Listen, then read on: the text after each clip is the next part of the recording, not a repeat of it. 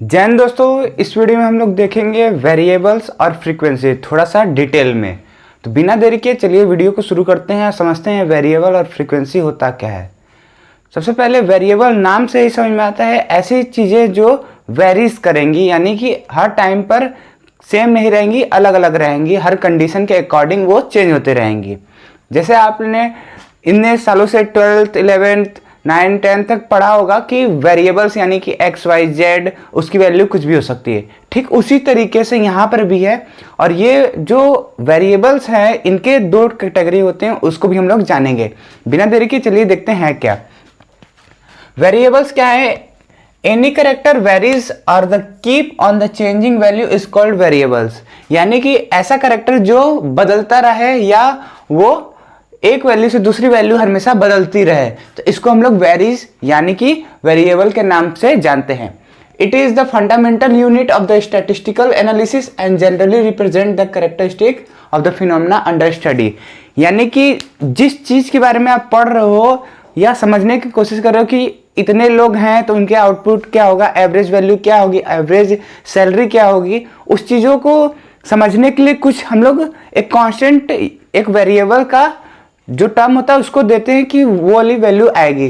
तो ठीक उसी की तरह है फंडामेंटल यूनिट्स जो होता है स्टैटिस्टिकल एनालिसिस की, उसको यहाँ पर रिप्रेजेंट किया जाता है वेरिएबल से। और साथ साथ जो हम लोग जिसके बारे में भी पढ़ेंगे उसको भी हम लोग वेरिएबल से हम लोग डिनोट कर सकते हैं। In statistics a variable is a symbolic name और the notation for the information. जो हम लोग स्टैटिस्टिक्स पढ़ेंगे उसमें क्या है, जो वेरिएबल है वो एक तरह का सिंबल या नोटेशन का काम करने वाला है। वेरिएबल जैसे बोला दो टाइप का होता है, डिस्क्रीट और कंटिन्यूअस। नाम जैसा है ठीक उसका अपोजिट इसका काम है। देखो डिस्क्रीट का मतलब होता है अलग अलग, ठीक है, तो यहां से डिस्क्रीट क्या हो गया, अलग अलग। और कंटिन्यूअस का मतलब होता है कि एक फ्लो पर चलते रहना चलते रहना चलते रहना। तो डिस्क्रीट जैसे कि मैं वीडियो अगर अपलोड करता हूँ, मेरा जो वीडियो का अपलोडिंग डेट होता है वो कंटिन्यूअस होता है, यानी कि हर दिन करता रहता हूँ। डिस्क्रीट होता है कि ब्रेक लग के एक दिन छोड़ के 2 दिन छोड़ के ऐसा नहीं करता हूँ। ठीक वैसा ही यहाँ पर काम है। डिस्क्रीट वेरिएबल क्या होता है, चलिए इसको जानते हैं। ऐसे वेरिएबल जो कोई भी वैल्यू जो होगी दोनों की बीच में नहीं होगी। ये क्या बोल दिया, कुछ समझ में नहीं आया, ध्यान से देखो। कोई दो वैल्यू है उसके बीच में कोई वैल्यू ना आ पाए, ऐसे वेरिएबल्स को कहते हैं डिस्क्रीट वैल्यू। सीधा सा बात है। एग्जांपल 0 1 2 कॉमा लगाकर, यहाँ पर जो 0 1 2 है ये हम लोग एक नंबर जिसको होल नंबर से रिप्रेजेंट करते हैं यहाँ पर मान सकते हैं। इसके बीच में हम कोई नंबर नहीं देंगे। अगर कोई दूसरा डिवीजन या कोई दूसरा नंबर देना होगा, सीरियल नंबर, तो यहाँ पर हम कॉमा लगाकर 3 4 ऐसे करके आगे लिखते जाएंगे। तो यहाँ पर ये वैल्यू जो होती है ये यहाँ पे डिस्क्रीट वेरिएबल में आता है। एग्जाम्पल और भी हैं। Number of book in library, मान चलो लाइब्रेरी में पूरे 500 बुक हैं, तो 500 बुक है वो यहाँ पर डिस्क्रीट वेरिएबल का काम करेगा। कैसे, अगर मैं एक और बुक लाऊंगा तो वो कौन सा, मैं एक और बुक लाया तो वो 9th 10th ऐसे थोड़ी ना सीक्वेंस दूंगा उसको। मैं उसका नाम दे, जो भी नाम रहेगा बुक का, और उसको कौन सा पोजीशन दूंगा, 501, यानी कि उसके आगे, यानी कि 2 नंबर के बीच में हम वैल्यू नहीं दे रहे हैं, उसके आगे दे रहे हैं। वैसे ही number of the children in the family, family में जो बच्चे होते हैं वो भी बीच में नहीं आ सकते हैं। अगर फैमिली में बच्चे हैं तो अब जो आएगा वो सबसे छोटा होगा, और फैमिली के जो चिल्ड्रन होंगे वो उससे बड़े होंगे, वो एक कैटेगरी का हो सकता है। यहाँ पर तुम ऐसे बोल सकते हो कि जो डिस्क्रीट वेरिएबल होता है वो एक्सटीरियर पॉइंट पर होता है, यानी कि जो भी वैल्यू रहेगी, मान चलो कुछ भी वैल्यू है यहाँ पर, तो यहाँ पर आएगी, नहीं तो यहाँ पर आएगी, बीच में कभी भी नहीं आएगी। कुछ उसी तरीके का इसका डिफिनेशन है। कंटिन्यूअस वेरिएबल ठीक इसका अपोजिट है। अगर ये वाला ही समझ में आ गया तो कंटिन्यूअस बहुत आसान है, और ये जो है इनके डिफिनेशन 2 मार्क्स में आते हैं। कंटिन्यूअस वेरिएबल क्या होता है, जैसे कि मैं यहाँ बोला हूँ कि 2 वैल्यू के बीच में वैल्यू नहीं आएगी, ठीक इसका अपोजिट कर दो, 2 वैल्यू के बीच में की वैल्यू जो है वो आ सकती है। यहाँ पर पढ़ा जाए कैसे है, a variable that takes on any value within the limit of the variable between the two given the value that is with a internal सीधा सी बात है, कोई भी दो वैल्यू है उसके बीच में एक को हम लोग वैल्यू डाल दिए जो इसका लिमिट होगा, लिमिट यानी कि इतने वैल्यू से इतने वैल्यू के बीच में होगा ये दोनों कैटेगरी, तो ये काम करेगा। मान चलो दो वैल्यू है यहाँ से लेकर यहाँ तक है, ये लोएस्ट है ये हाईएस्ट है। अब इस ये जो है वो एक तरह का क्या करेगा, लिमिट की तरह काम करेगा, यानी कि इससे कम नहीं जाना है इससे ज़्यादा नहीं जाना है, तो इसके बीच में हम कुछ भी वैल्यू रख देंगे। और यहाँ पर देख सकते हो यहाँ पर क्या है कि इंटरनल वर्ड का यूज किया गया है। तो तुम बताओ लोएस्ट और हाईएस्ट के बीच में अगर कुछ भी वैल्यू रखेंगे तो वो उसके इंटरनल ही तो आएगा, तो ऐसे इसका डिफिनेशन बढ़ा। एग्जांपल देखो, speed of the car. Speed of the car देखो, मान चलो कि पहले आप लोग 0 शुरू करके तुम ले चले गए 110 तक ले चले गए, ये हमारा स्पीड हाई रहा, ठीक है।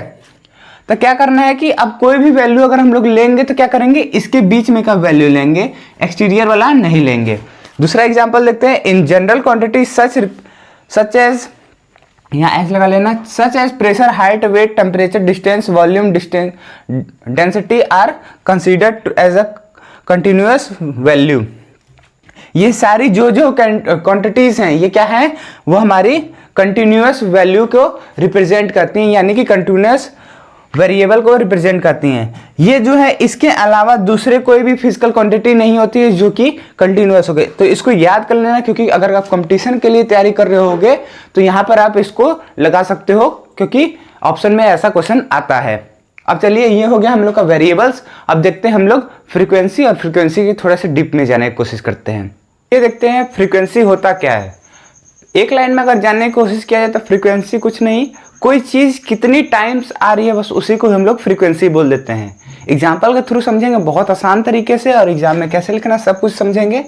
तो चलिए देखते हैं। It is the number of the times of the value और an observation occurs in the special set of the data. कोई भी एक डाटा है उसमें कोई एक पर्टिकुलर वैल्यू जो है वो कितनी बार आई है या ऑकर्स की है, तो उसी को हम लोग फ्रीक्वेंसी कर देते हैं, या नंबर ऑफ टाइम को ही हम लोग डायरेक्ट फ्रीक्वेंसी कर सकते हैं कोई एक पर्टिकुलर चीज के लिए।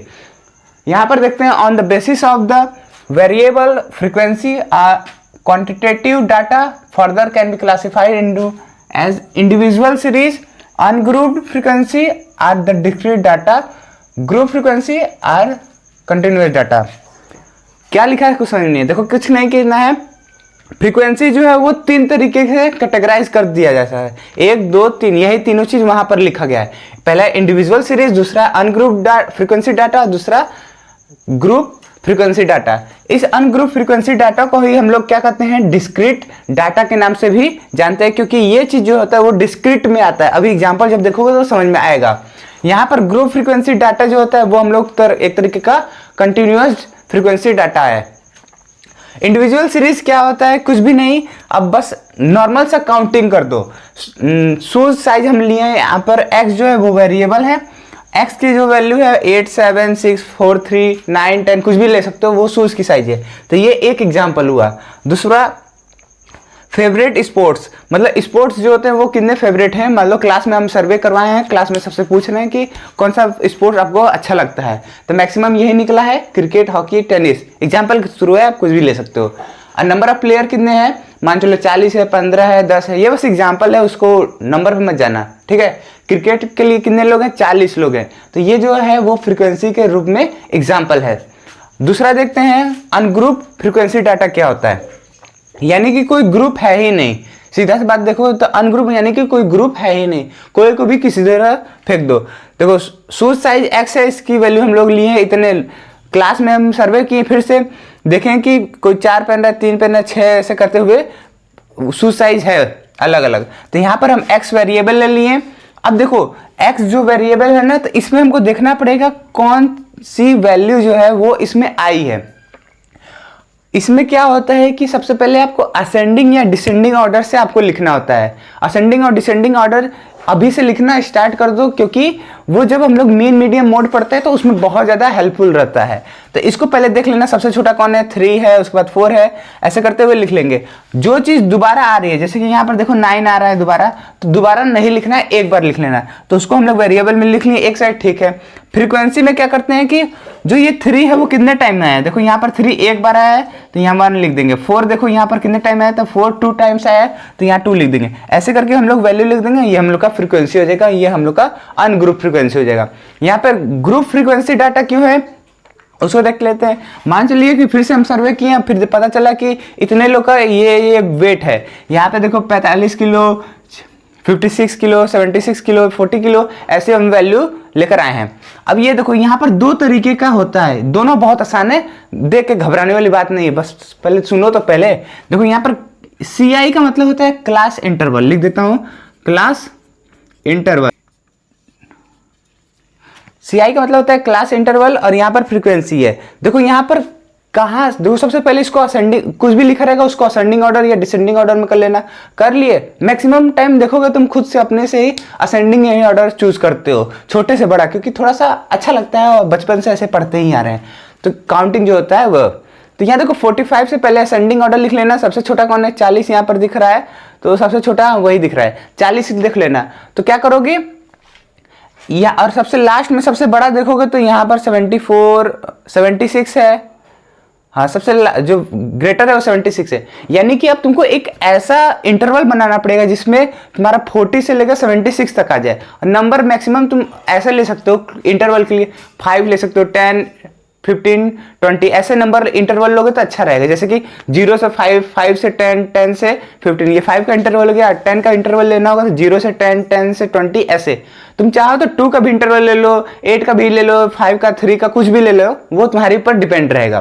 तो यहाँ पर इंटरवल जो है हम यहाँ पर 10 का इंटरवल लिए हैं। देखो 40 से लेकर 49 तक कहोगे तो यहाँ पर 9 डिजिट है, तो हम यहाँ पे कहेंगे 0 भी तो एक डिजिट हो जाएगा, तो यहाँ पर हो जाएगा 10 डिजिट, यहाँ 10 डिजिट, 10-10 का क्लास इंटरवल ले लिए। इसी इंटरवल को जो होता है हम लोग क्लास इंटरवल कहते हैं। अब 40 से लेकर 49 तक कितने नंबर हैं तो उसमें हम देखे काउंट करेंगे, तो यहाँ पे देखो एक ये भी आएगा, ये आएगा, ये आएगा और ये। अब इसको काउंट करोगे तो देखो कितना आएगा, 1 2 3 4 5 6 7, तो यहाँ पर हम लोग लिख देंगे 7।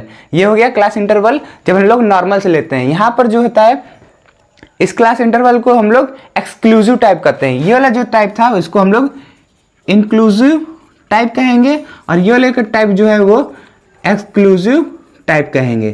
क्लास इंटरवल का ही 2 टाइप होता है, इंक्लूसिव और एक्सक्लूसिव। इंक्लूसिव मतलब इंक्लूडेड में, यानी कि 49 इसमें है, और यहाँ पे एक्सक्लूसिव यानी कि इन दोनों की जो वैल्यू होती है उसको हम लोग यहाँ पर छोड़ देते हैं, यहाँ पर ले लेते हैं। आपको जो मर्जी वो कर सकते हो। क्या चीज, इसको इंक्लूड करना है तो कर लो, तब इसको छोड़ना पड़ेगा। अगर इसको इंक्लूड कर रहे हो तो कर लो, तब इसको छोड़ना पड़ेगा। इन दोनों में से करना पड़ेगा, ठीक है।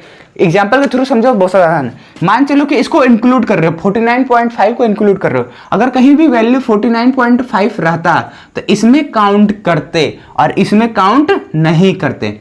लेकिन अब दूसरे स्टूडेंट का मन कर रहा है कि हम इसमें इंक्लूड करेंगे, उसमें इंक्लूड नहीं करेंगे, वैल्यू सेम आता है, आंसर सेम आता है, उससे कोई दिक्कत नहीं है। तो अगर 49.5 रहेगा तो इसमें काउंट करेंगे और इसमें नहीं करेंगे, जो दूसरे वाला स्टूडेंट है उसके मर्जी से। तो यहाँ पर देखो 49.5 से लेकर 49.5 तक कितनी वैल्यू तो काउंट करेंगे तो 7, ऐसे काउंट करके आंसर लिख देंगे। फिर इसकी वैल्यू जो आएगी वो बाद में देखा जाएगा। अभी फिलहाल इतना ही है, क्योंकि इसको डीप में अभी जानेंगे, अभी आगे मेन मीडियम जब अच्छे डीप में पढ़ेंगे तब। अब इसके बाद हम लोग ये भी देखे थे कि क्वालिटेटिव डाटा या हम लोग कह सकते हैं क्लासिफिकेशन ऑफ एट्रीब्यूट, इसको हम लोग चलिए देखते हैं। कहे थे कि मैनीफोल्ड और टू फोल्ड क्या होता है, उसको थोड़ा सा जानेंगे। बहुत आसान है, ये जो इंग्लिश लिखा उसको कोई जरूरत नहीं पड़ेगा, आप बहुत आसान से समझ सकते हैं। देखो टू फोल्ड क्लासिफिकेशन का दूसरा नाम डिकोस्टमस क्लासिफिकेशन होता है, और साथ में दूसरा जो है हम लोग का मैनीफोल्ड क्लासिफिकेशन है। एग्जाम्पल के थ्रू पहले समझेंगे, फिर इसका इंग्लिश भाषा जानेंगे। देखो पॉपुलेशन जो है वो मेल और फीमेल 2 कैटेगरी में हम लोग डिवाइड किए हैं। तो ये जो 2 कैटेगरी है इसी को हम लोग क्या कर देंगे, टू फोल्ड क्लासिफिकेशन। तो यहाँ पे लिख देंगे टू फोल्ड क्लासिफिकेशन।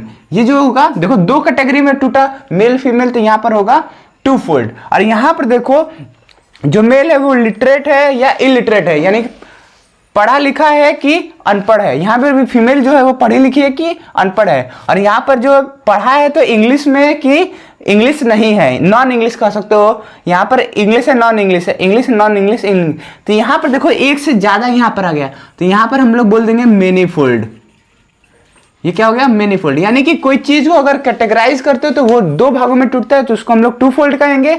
अगर टू फोल्ड यानी कि अगर उसको कैटेगराइज करते हो दो से ज्यादा होता है तो उसको हम लोग सिंपल सा मेनी फोल्ड कर देंगे। अब चलो इसका डिफिनेशन देखते हैं, डिफिनेशन कहता क्या है। ये होगा two fold classification when the quantity data is divided into two possible subgroup या सब classes then such type of classification is called two fold classification. जैसे मैं बोला कि कोई भी क्वांटिटेटिव डाटा है उसको हम लोग टू पॉसिबल सब ग्रुप में या सब क्लास में हम लोग डिवाइड करते हैं तो उसको हम लोग क्या कहते हैं, ऐसे क्लासिफिकेशन को टू फोल्ड क्लासिफिकेशन कहते हैं। वहीं पर कोई भी ऐसा जो क्वांटिटेटिव डाटा होता है उस क्वांटिटेटिव डाटा के लिए यहाँ पर टू फोल्ड आ गया। अब मेनी फोल्ड के लिए क्या होगा, टू फोल्ड से ही तो मेनी फोल्ड बन रहा है। तो यहाँ पर एग्जांपल में क्या लिखोगे, सब ग्रुप या सब क्लासेस।